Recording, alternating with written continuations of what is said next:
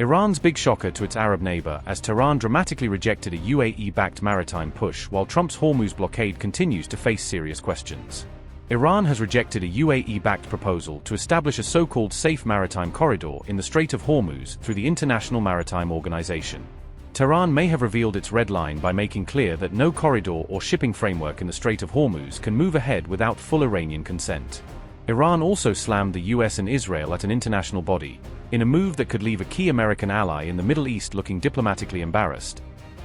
Iran has firmly rejected a UAE-backed proposal adopted by the International Maritime Organization, turning the issue into a fresh diplomatic standoff over security and control in the Strait of Hormuz.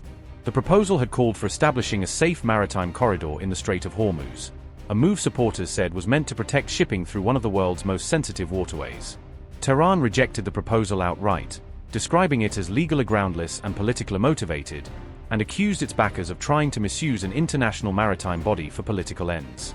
Iran also repeated that any decision affecting control or navigation in the Strait of Hormuz cannot be made without Tehran, stressing that no outside arrangement can bypass Iran's role in the strategic passage. The rejection was delivered during the 113th meeting of the IMO Legal Committee on April 14, where Iranian representatives publicly pushed back against the Emirati-backed plan.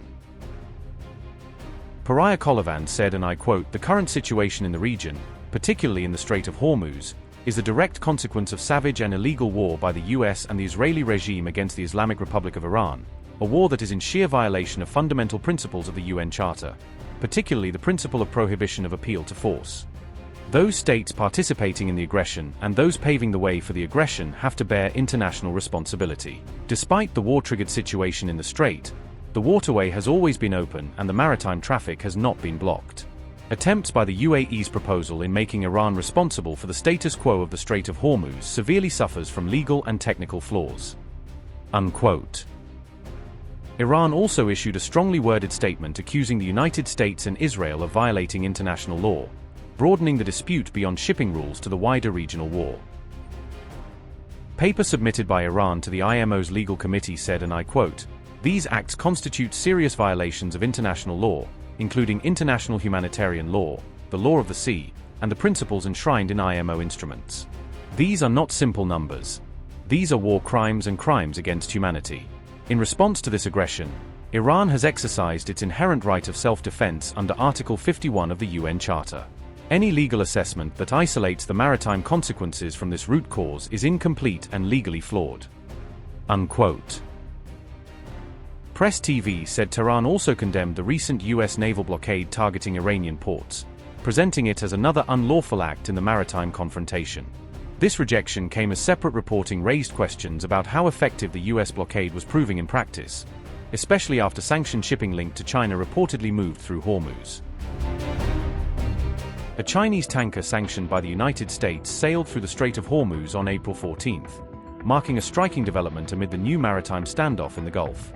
The vessel passed through Hormuz despite the US-imposed blockade, according to ship tracking data that showed it successfully made the transit out of the Gulf.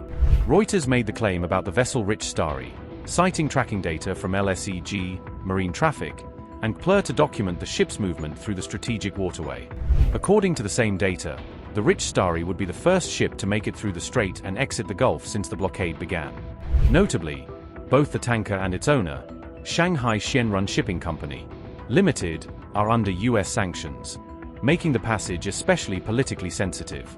Reuters reported that sanctions on the Chinese link company were imposed because of its dealings with Iran, placing the vessel in the wider network of trade restrictions tied to Tehran. The Rich Starry is a medium-range tanker carrying about 250,000 barrels of methanol, according to the shipping data cited in the reports. The vessel loaded that cargo at its last port of call in Hamria in the United Arab Emirates, adding another regional link to the ship's voyage. Reuters also reported that the Chinese-owned tanker has a Chinese crew on board, based on the available vessel data. An Iranian embassy statement described the Rich Starry as a Malawi-flagged tanker, adding another detail to the growing attention around the ship's transit. Iranian embassy in Ghana wrote on X, and I quote, "Breaking, Rich Starry, a Chinese oil tanker sanctioned for shipping Iranian oil, flying the flag of Malawi, a country with no coastline, just sailed through America's blockade of the Strait of Hormuz. The Navy, with its many big beautiful ships, issued repeated warnings. Reportedly, the The tanker's captain upgraded to premium to skip the ads. Edit. We're being told the blockade only applies to countries the US isn't afraid of. That list used to be long. It now fits on Trump's McDonald's receipt, delivered by DoorDash. Unquote.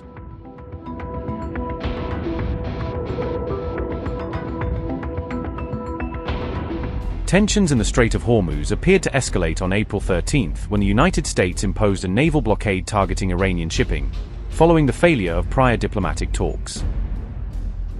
Despite the newly enacted US blockade, an oil tanker successfully transited the Strait of Hormuz, according to reports from US military sources monitoring the waterway.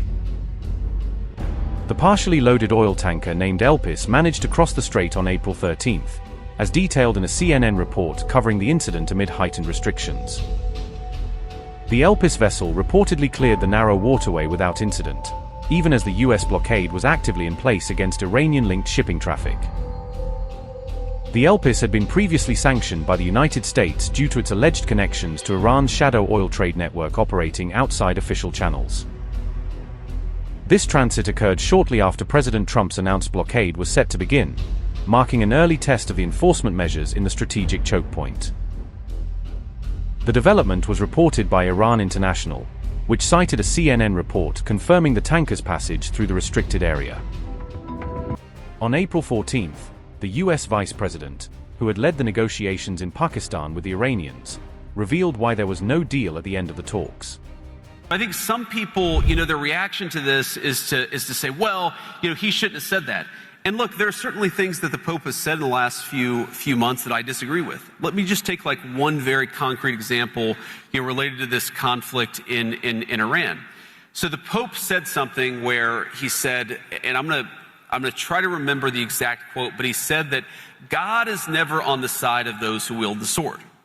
God is never on the side of those who wield the sword. I'm pretty sure that he said that exact statement. Now, on the one hand, again, I like that the Pope is an advocate for peace. I think that's certainly one of his roles. On the other hand, how can you say that God is never on the side of those who wield the sword? Was God on the side of the Americans who liberated France from the Nazis?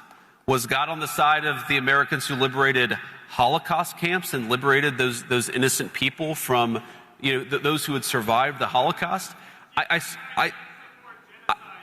I certainly think the answer is yes, and I agree. Jesus Christ certainly does not support genocide.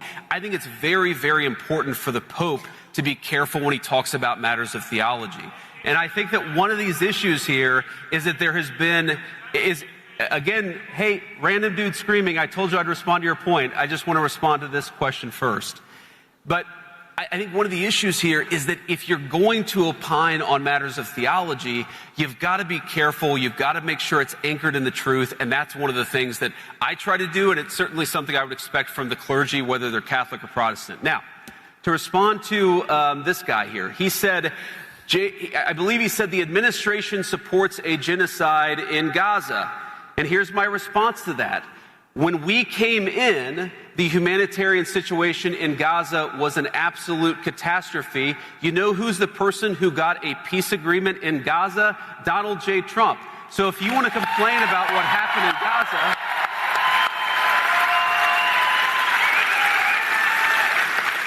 so if you want, sir, to complain about what happened in Gaza, why don't you complain about Joe Biden and the last administration? We're the administration that solved that problem. The president, excuse me, sir, right now, you see more humanitarian aid coming into Gaza than it has any time in the past 5 years, because we have taken that situation seriously. And that's one of the things that I'm proud of about our administration, is whether it's there or Thailand and Cambodia, we have consistently tried as much as we can to solve these problems, not just complain about them like the guy who just ran away angry. One question is, when you looked across from these Iranian negotiators, what did you make of them? Did you get the sense that they really were the right people? I mean, I'm assuming you guys know this type of thing, but... Yeah, I mean, look, you never know. The United States had never had meetings at that level with the Iranian government in 49 years. Like it's a meeting that had never before happened. Not Democrat, not Republican. We had never had a meeting like that where you have, you know, the person who's effectively running the country in Iran sitting across from the Vice President of the United States. That had never happened. And what look, honestly, after 49 years, there's a lot of course, mistrust between Iran and the United States of America. You're not going to solve that problem overnight. But yeah, I think the people we were sitting across from wanted to make a deal. And I know the President of the United States told us to go out there and negotiate in good faith. That's what we did. That's what we're going to keep on doing. So you never know, though. But here's where we are on, fundamentally, the President set a policy. Iran cannot have a nuclear weapon, and right now we are negotiating to make sure that very thing happens. And here's, you know, what's interesting about this is what's interesting about this is that we have this ceasefire that's in place. I think it's 6 or 7 days old. Right now, this ceasefire is holding, and what you're seeing is what the President wants to make. He doesn't want to make like a small deal. He wants to make the grand bargain. And what he's basically offering to Iran is very simple, and frankly, it's something that no president has, I think, has had the ability to offer. He said that if you're willing to act like a normal country, we are willing to treat you economically like a normal country. He doesn't want a small deal. And that's one of the reasons why, one, I'd say in Pakistan, we made a ton of progress. But the reason why the deal is not yet done is because the president, he really wants a deal where Iran doesn't have a nuclear weapon, Iran is not state-sponsoring terrorism, but also the people of Iran can thrive and prosper and join the world economy.